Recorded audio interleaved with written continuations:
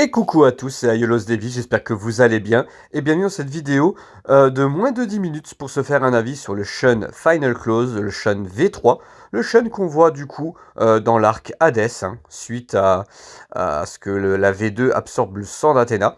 Et ben on va juste faire un petit point sur cette figurine, on va regarder la boîte comme d'habitude, le blister. Aujourd'hui, pas de pause du coup à l'extérieur parce qu'il fait quand même assez froid ces derniers temps. Donc ce sera des pauses extérieures avec la version manga que Iki et Shun qui vont bientôt arriver sur la chaîne. Mais pour ce Shun V3, on va rester sur du basique avec la boîte, les blisters, du posing bien entendu, du posing que j'ai voulu faire un peu plus original, on va dire. J'ai tenté des choses. Vous me direz si ça vous convient ou pas. En tout cas, voilà, je vous souhaite une très bonne vidéo et je vous dis tout de suite, générique. Nous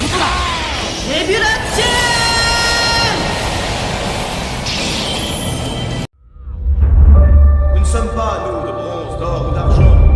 Nous sommes tous différents.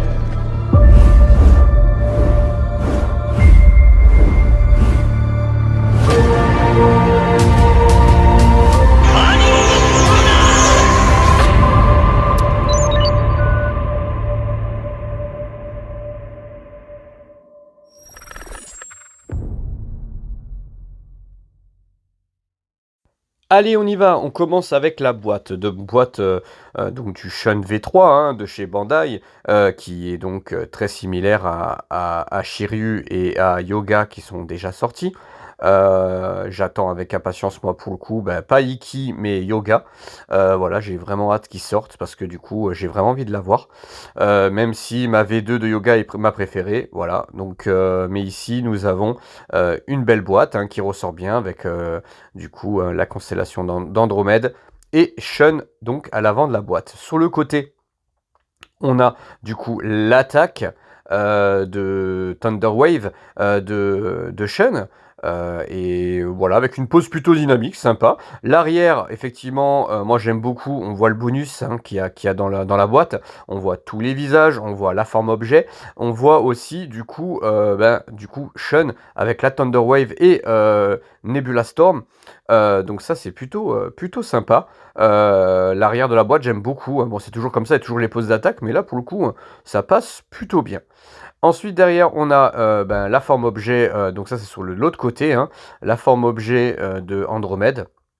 Un totem que j'aime tout particulièrement, je le trouve très très joli. Voilà, je trouve qu'il rend plutôt bien. Ça fait un peu le sacrifice d'Andromède. Allez, on passe du coup au blister. Et pour les blisters, ça va être assez simple.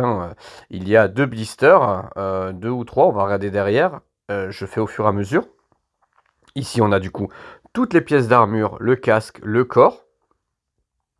Comme d'habitude, un corps X. Bien sûr, pas de métal, pas de corps métal sur ces V3, on est bien d'accord. La couleur, comme ça, m'a l'air plutôt jolie. J'ai pas l'impression d'avoir de problème de paint ou d'éclat, juste en regardant comme ça le blister. Ensuite, on a effectivement ici le deuxième blister, avec du coup le totem, les visages, la chevelure et les mains. On voit que les mains, du coup, il y a de quoi faire quand même, comme d'habitude avec Shun. Et la chevelure, du coup, pour mettre le casque.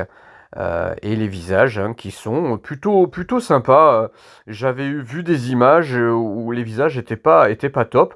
Ça reste pas les plus beaux visages de Shun à mon goût, mais ça passe plutôt bien. Et bien sûr, du coup, les éléments pour faire la forme objet, où les chaînes sont déjà intégrées, comme vous pouvez le voir.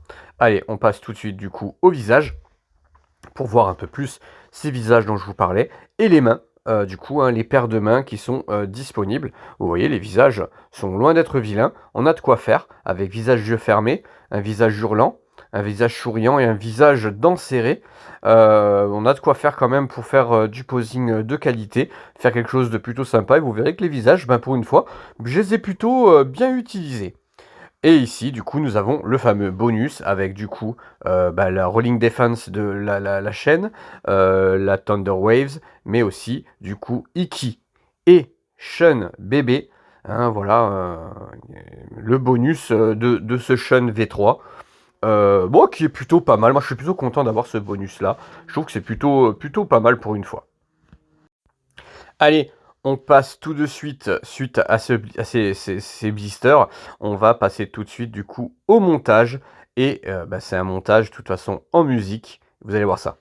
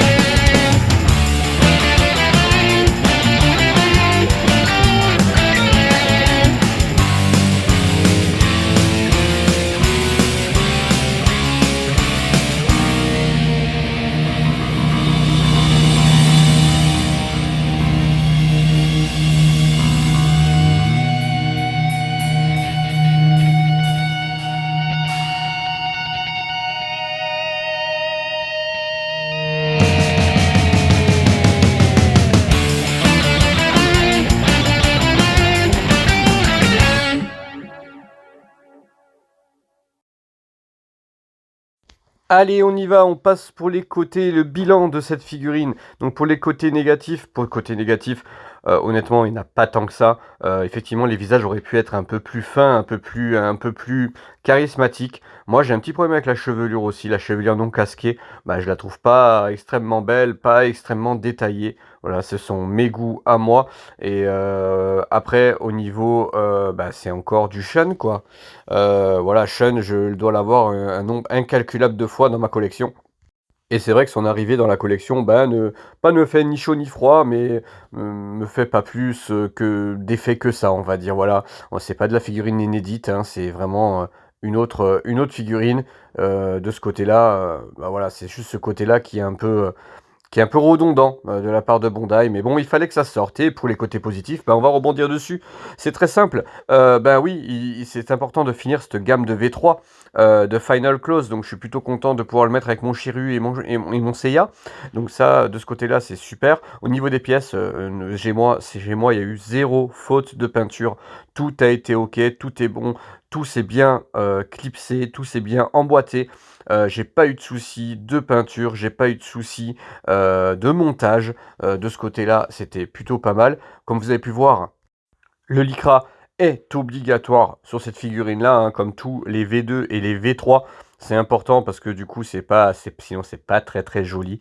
Voilà, mon avis, c'est en tout cas pour moi une belle réussite de Bandai. J'en suis très content et le bonus était super sympa. C'était Aiolos Devi et je vous dis à très bientôt.